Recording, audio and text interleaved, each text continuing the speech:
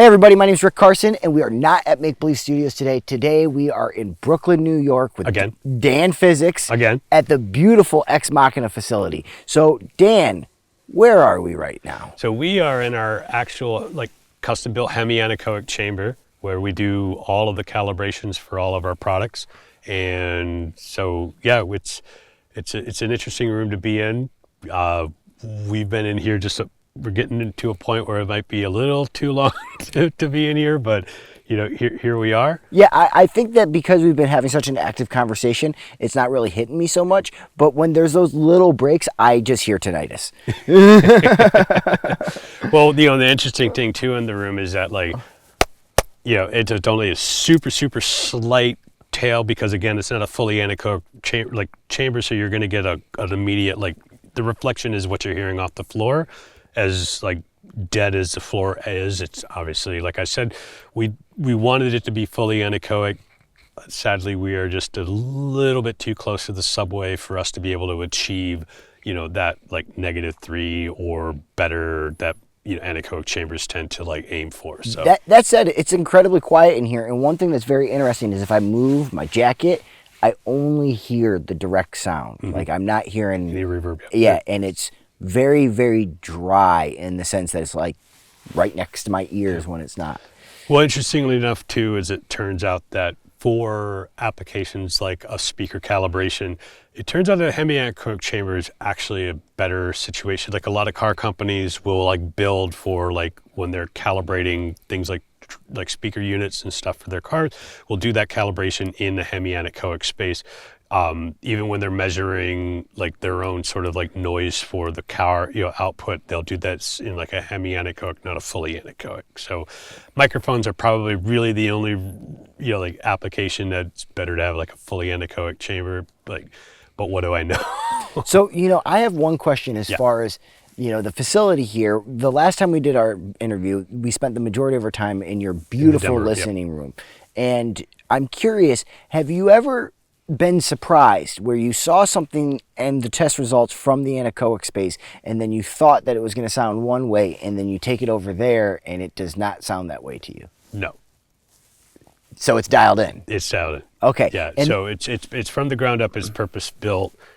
Also with our test and measurement calibration. So now there is a caveat to that, in that we used to calibrate all of our speakers in a different place in the room. Mm-hmm. And through some trials and tribulations, we've, and just testing methodology and refining all that, have actually found that certain things are better in different parts of the room. So for example, the Arcturus, that's what was set up here being calibrated, because we found we got an actual better uniform calibration there for that than we did. Most of the stuff we used to calibrate literally here with the mic pointing this way. Now there's certain models that we still calibrate that way, and there's certain other things that we've learned through now 2 or so years of working in this room. It's almost like an instrument in a way. It's you just learn to play an instrument a little bit better, because you start to learn the nuances. It's oh well, it actually works a little bit better over in this spot for this calibration thing.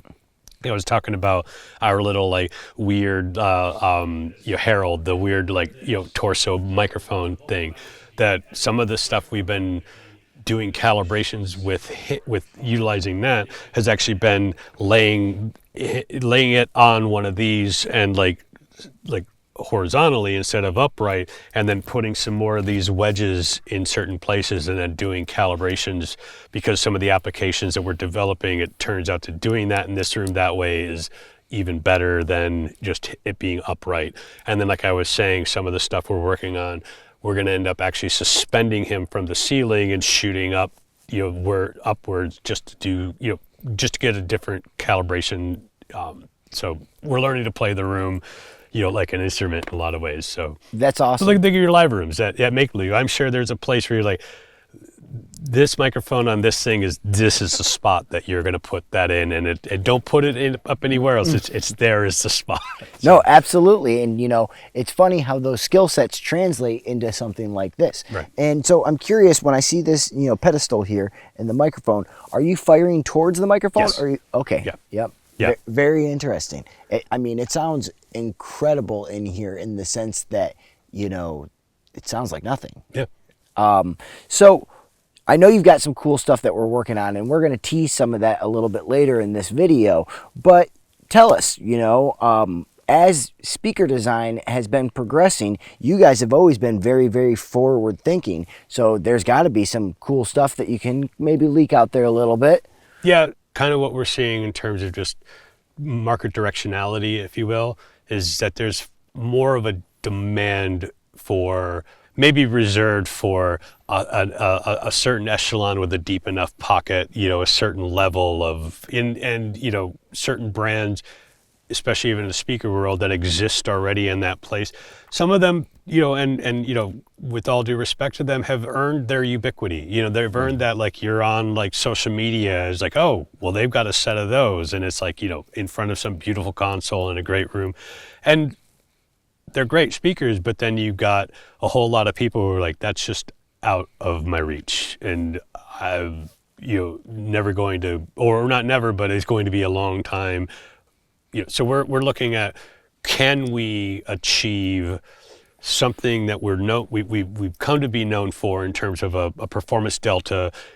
Can we achieve similar, like, satisfactory results that, in our opinion, it one of the few times you'll catch me think, like, maybe being a slight bit egotistical, like, we make a really fucking good speaker. Absolutely. I'm sorry, like, absolutely.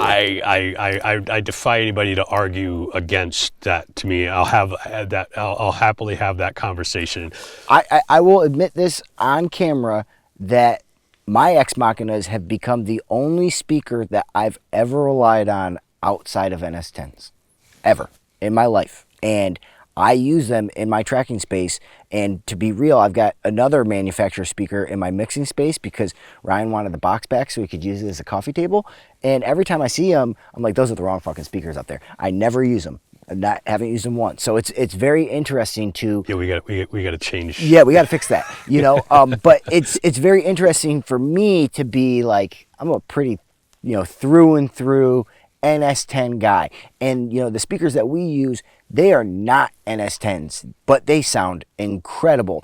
And I trust them. That's a big thing for me. There's so many speakers that I've come across from other manufacturers, some that were very famous in New York, some that were very famous in Los Angeles with a lot of big mix engineers. And what I found with these speakers is that they sound so good that everything that I do on them is half-baked. Right. And I would, stop because I thought I did something great, and then I'd take it into another listening position or go to the 10s, and it sounded like trash. It sounded like there was not enough top end because the speakers were too bright and misrepresenting that. And when I listen to the NS10s versus my Ex Machinas have a very similar top end. It's just much more clear, much more refined. And if you crank an EQ and you listen to it on the 10s, it's almost like sandpaper comes up with it. And the Ex Machinas, they're silky smooth, but you can still hear everything in there.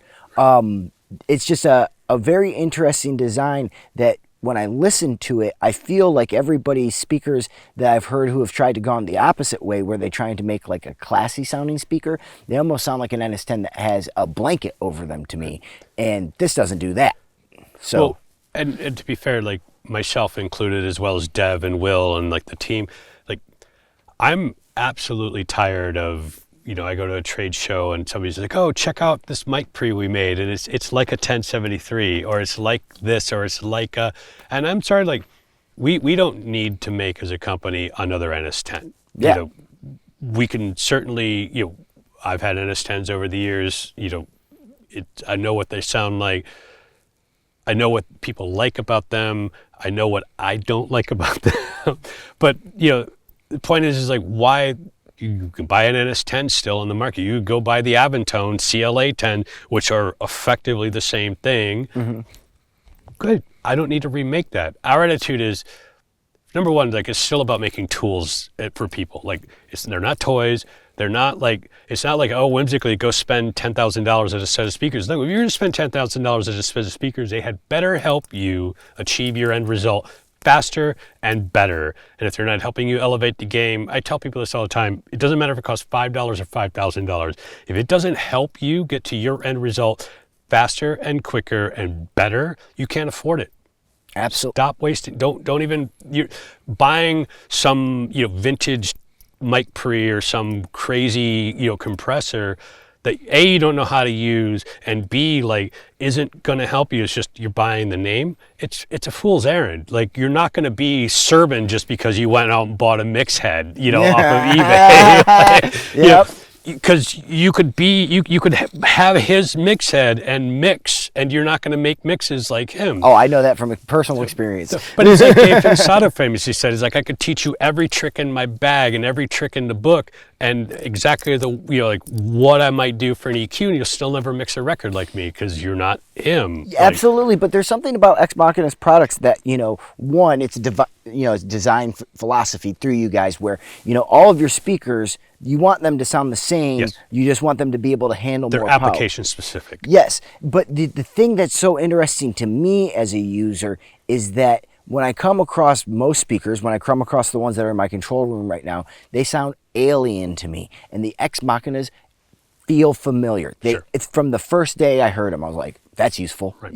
and especially when you talk about application specific, in my control room, the one thing that they really do is I don't spend the majority of my time in that room. I am very dialed into the low end in the room that I spend time in, and I don't use a sub with my NS10s, but in that room, I get such a better, clearer picture of the low end when I'm tracking than I did with the 10s, and it's just so familiar, it feels like they're supposed to be there. Right. And I'm curious, when you guys came up with this sound, when you came up with this design philosophy, was there something where you like hit on it? Was there like a breakthrough that you remember? And you don't have to get into specifics or anything, but you were like, that sounds great and it feels great.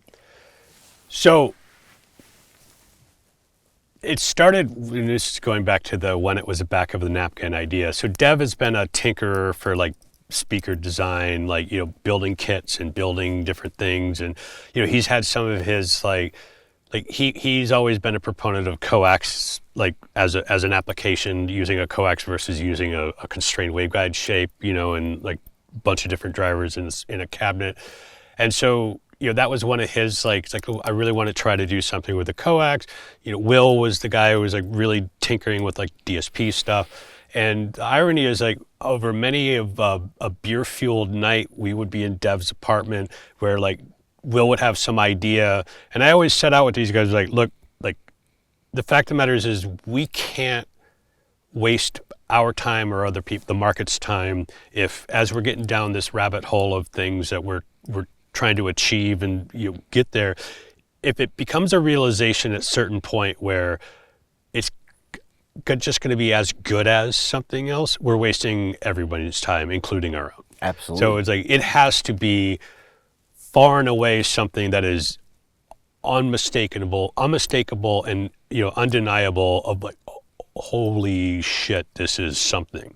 And that's where I feel like we did hit that. And there was a point, there was legitimately a point where I heard them and I was like, oh yeah, I was happy. And then there was Will and his mad scientist sort of genius was like, came back a little while later, was like, oh, I think I can do better, and did better. And it was just like, okay, like we're really on to something. And that was the Mark I versions. Like, and then some issues happened that we won't get into, but like we were forced to have to come up with some changes to make a Mark II version. And even that, I didn't really, my goal was, or my hope at that time was we would be able to do something at least as good as what we already had, and then it just turned out it's better. Yes. It's not different, it's still like if you listen to a Mark I to a Mark II, they are still effectively the same speaker. You're just like, oh, there's a little more low end because we were able to optimize, some things with the algorithm,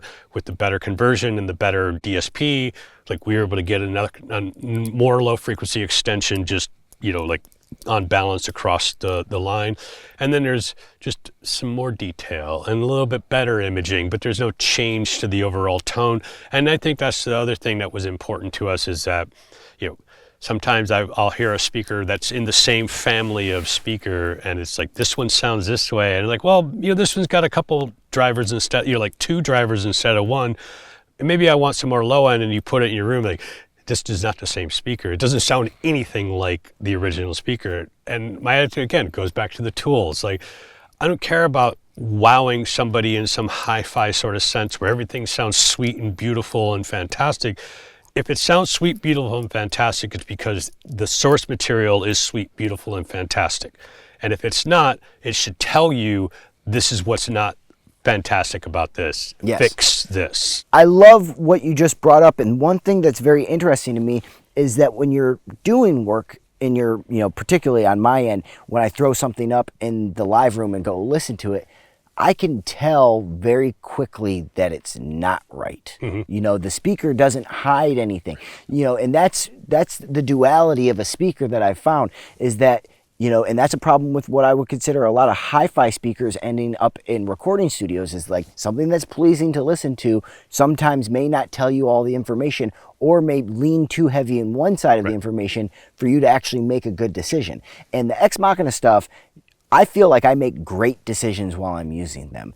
And to go into the next thing that I want to talk about, which is something that's very interesting, and it's a conversation that I've had with people, there's this like school of thought in speaker design that I've seen where DSP is a little bit of a hot topic, and there's some people who believe like you should be using analog crossovers, and that's the only way to have, true, phase coherency, and this, in my opinion, bullshit.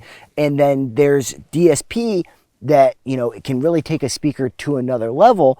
And I've heard some speakers where DSP is implemented and you listen to it and you're like, okay, well, that sounds really good. But what I found is that in the speakers that have DSP implemented like that, a lot of them that I've come across, as soon as you turn the DSP off, the speakers fall apart. And it becomes even more of a pain in the ass, particularly with one manufacturer, where the DSP setup process for that is something that you could spend the rest of your fucking life tweaking.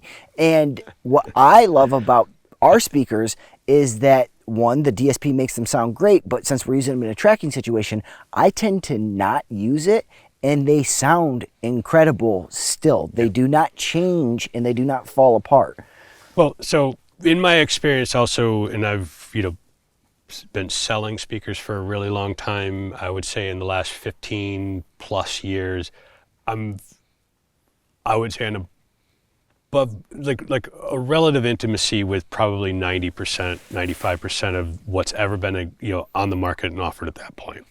And what I've found is that you'll get brands will make a calling card, like this is something we use that no one else uses, and this is what we're known for. But then you start getting under the hood and you realize what they put around it is like, look, you might go, I use this one material for like my low frequency driver, or my mid range, or my tweeter, and then he's like, yeah, but you stuck it in just a cheap MDF cabinet, and now you've introduced a whole bunch of other problems because of that, versus maybe had you picked an aluminum cabinet, you might have like mitigated some of those issues, and the thing you chose to lean on as your marketing would have sounded better. Yep. So there's that. To the point about the DSP, so number one, I probably think I know the company you're talking about. Maybe I don't, but there's another company that utilizes DSP that they do a pretty good job. There's some things I don't like about what they've done in the implementation, but the problem I find with the people or the feedback I've gotten with the people that have used is like, yeah, it took me 3 or 4 hours while I was on the phone with their tech people to get this dialed in. And then finally, once they were dialed in, they sound fantastic. And I'm like, great, just plug an XLR into the back of ours and like, away you go. Well, and that's the thing is like, I don't have the time nor patience. If those speakers got put on, in the control room the way that they did with Ryan, and I listened to them and they sounded like the ones that are in my personal room right now, I would never fucking use them, And it's very interesting to me that all of those speakers from this company that I think we're both talking about, that I've heard that I think sound the best, are in the rooms of some of the best mix engineers in the world, which means that these people who clearly can hear and know how to use an equalizer, are doing the fucking work. Well, see, our attitude is also a little more simpler than that. Like, I have never fundamentally thought asking a speaker to be the thing that's correcting your physical acoustic space is an S-and-round solution. Yes. And it's never really worked properly. So the same thing my attitude is like, when you use a speaker to shoot and calibrate a room, and then you're asking it to apply like a curve, you're asking it to respond to the space and apply a curve in space. It's the same reason why like functional and usable as some of these tools are, like the speaker correction things that are as a plugin. This is why I actually kind of like the Trinov stuff, is because it's an external device that I don't have to think about. My dumbass over the years has put the speaker, the room calibration software that's a plugin on my mix bus, been like, oh, it works, and some of those things have worked fantastically, and then I forget to turn it off, and then I bounce the mixer and I'm like, wait, this sounds like shit. So, but the point is like asking a speaker to be the thing that like informs the curve on the playback of the speakers. It's like put foam up in a room, figure out what are your nodes and your nulls and all that stuff is, and then address those things. If you've got low frequency build up in the corner, put a bass trap. Don't ask a speaker to like EQ that room. It's just not what they're designed or should be. Even with full-on DSP, like I don't believe that you need to give like fully parametric EQ settings inside of a speaker. It's just like I don't want that. I don't either, and I don't fundamentally, honestly understand like what purpose that serves. I don't understand how you could ever get the job done if you have the ability to tweak that and you actually do it. If you set it up once and then you never fucking change it and you learn the speakers, okay. But I actually come from what I consider an interesting school of thought, which is, Bruce Swedien and his whole thing about monitoring levels. He had 3 monitoring levels that he would preset in any room that he walked into, and every room for his whole career got set that's where it was. If I'm on these speakers, I want to be at 88 decibels. If I'm on these speakers, I'll push them up to 97 or whatever it is.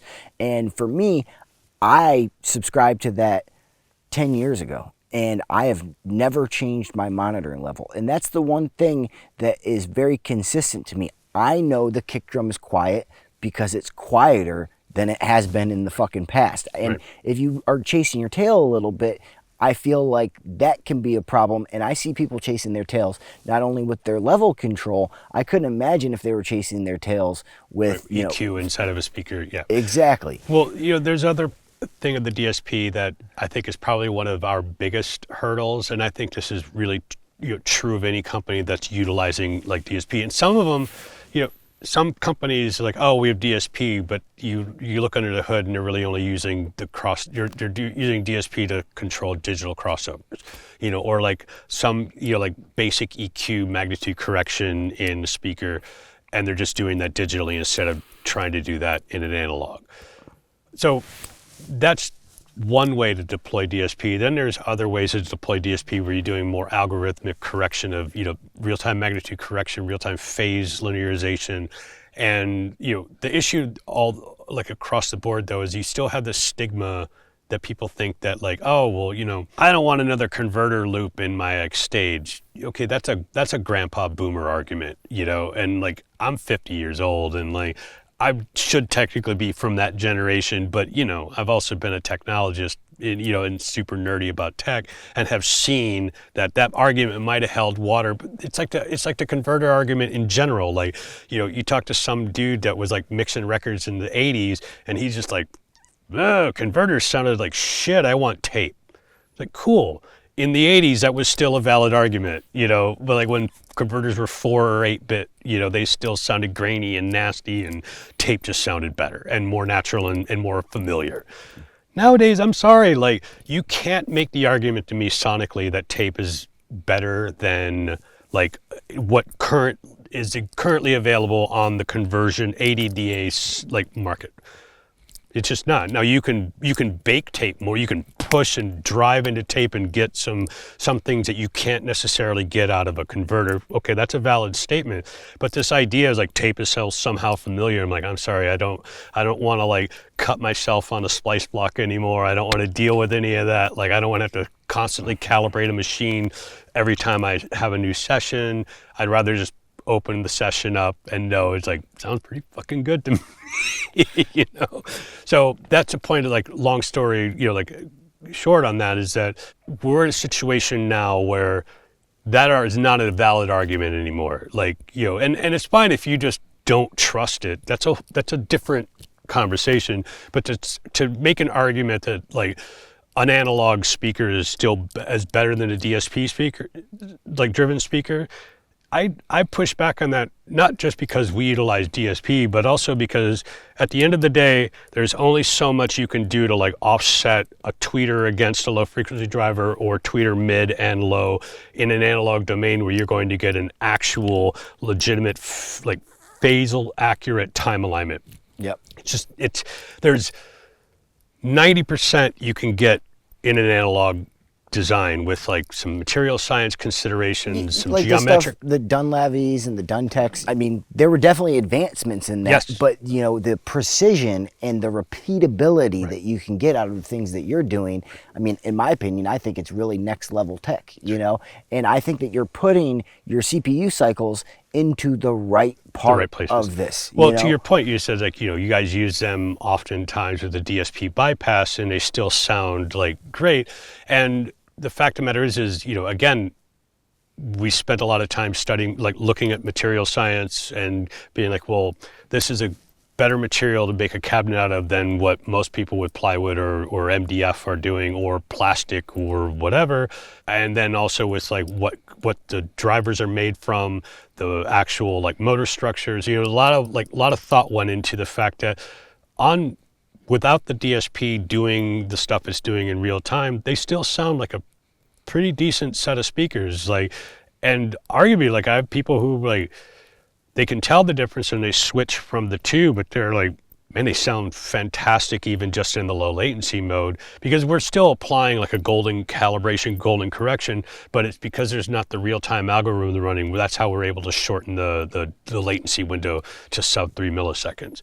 But even if we just went in analog, they still sound like a really, really good set of speakers. And the same, you know, the thing that really sticks out to me is they still sound like ex machinas. Yeah. You know, that voice, that tone is found in all of your products. And I think that that's very cool that you make a product line that you can grow with. You know, if you are in a smaller room and you need a smaller speaker to live in there, and, you know, and you find yourself later in a 27-foot control room like we are, you offer products for all of those situations. And that goes back to we're making an application-specific thing. I tell people this all the time. It's like they're the same speaker from the little, like, the little Atmos surround jammies that we make, the cuboids, from 80 cycles and up, effectively they're the same. Now, you might perceive some slight differences in like mid-range and high frequency, because as you go up in size, the linear extension goes lower, and the nominal, like the max continuous, the volume increases. So that's nominal. So that's across, you know, it's not like it's just more volume in the low end. It's like more volume across the board. Oh, absolutely. So obviously some people are like, well, you know, maybe they'll listen to pulsars and they listen to quasars. Like, I feel like I'm hearing more like high frequency or more like mid-range. Well, you're not, because it's still the same driver from the pulsar to the quasar.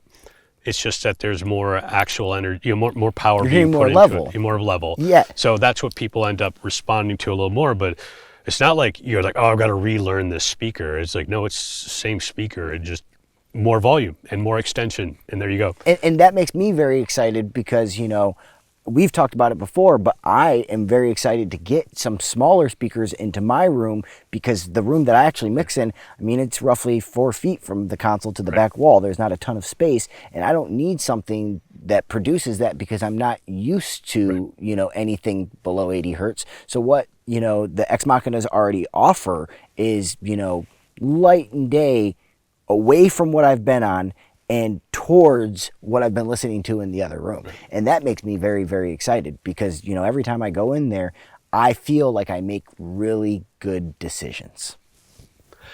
Well, thank you for that, because that means a lot. Like, 'cause that's exactly what we were at. We were after. Why even turn on an EQ or turn on a compressor or turn on any processing software or analog or others if you can't actually hear like what you're doing? And that informs every decision. Like, I actually find for myself personally, when I work on stuff, most of my old bag of tricks that I relied on for years, gone. Like, I compress way less, I EQ way more. But in that trade-off, I realized like some of my compression decisions were heavier handed precisely because I was fighting my listening environment. Or now I go, oh, that's what that sounds like. I'm pretty happy with the way that sounds. Like, maybe a little bit of like EQ here and push that like right there, and then I move on. And like, I'm not sitting there going, is this better? Is this better? Is this better? Is this better? No, and you just brought up a great point that I personally know I've gone through, which is fighting the speaker in that room. Because of the tight nature of my mix room and the long nature of our control room, the bass response has always been very, very different to the NS10s. And I go through and I will, I can see it now on the console. Pretty much the whole console it's an API, so there's step switches, and there's one click less on both the top and the bottom, from before the Ex Machinas were in there. And it's because I can judge that top and bottom much better and know where I want to be instead of trying to actually hear it in my previous monitoring setup. Sure. So thank you. So, before we let you go, we're going to, show off one little secret here. We're going to post a little photo here for everybody to see. But, this is an exciting thing that you guys are doing. Is there anything you want to say about it? So it's just a bit of like the future. Mm-hmm. I can't really get into too much detail, but it's just a matter of like that we are looking at, again, like we feel like there's an opportunity for us. And, it goes back to what I was saying before about the fact that like we're very, very like serious about the stuff we make and don't want to like ever release something just to try to get somewhere if it doesn't meet our stringent sort of standards of quality. And so we're looking at the fact that we've recognized that there's really an opportunity for us to make something that's of the same ilk of what we're known for or what people have experienced with their stuff, but just like kind of fits into a different like product category. So, it's like a little bit smaller. It would be different than what we have already. It'll be more in that mid, because right now most of our stuff is of the higher end, like price strata and, range for like pro audio monitoring. And this will be more like positioned in like a mid-range kind of place in terms of price. So and I just want to interrupt you there real fast. I've seen these things and I've had the chance to check them out. I actually saw them previously and we listened to them before. And what I can say is that, when you talk about things getting cheaper, a lot of people, believe that they're cheaper, and that's not what this is. No. This is forward thinking. This is made out of materials that I've never seen before. There's clearly a lot of thought and design that went behind what you guys are, intending to be doing here in the future. And that's exciting to me, man. Well, for us, that's also important. Again, it goes back to the point about the ethos. Like, we're not going to just, we're not going to try to put out something just because it can end up as like a pyramid stack out at, big box retailer, that's not our game, and it will never be our game, but the same point, like if we look at it like if there's an opportunity with like, okay, maybe it won't be a Valchromat cabinet, maybe it won't be like certain things that we were doing before, but in those places where we're finding like a more economical solution, there's still no trade-offs that we're feeling like we're sacrificing too much. It's just, we're hitting what we feel is commiserate to, what we're known for already.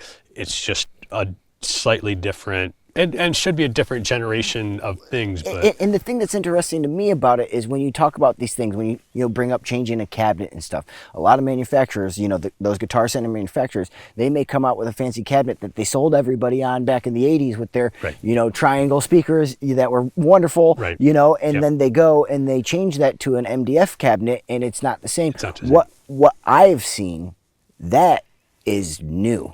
that is somebody thinking outside of the box and working with the materials that the world has provided them to come up with something that I'm personally very excited about. So thank you so much, man.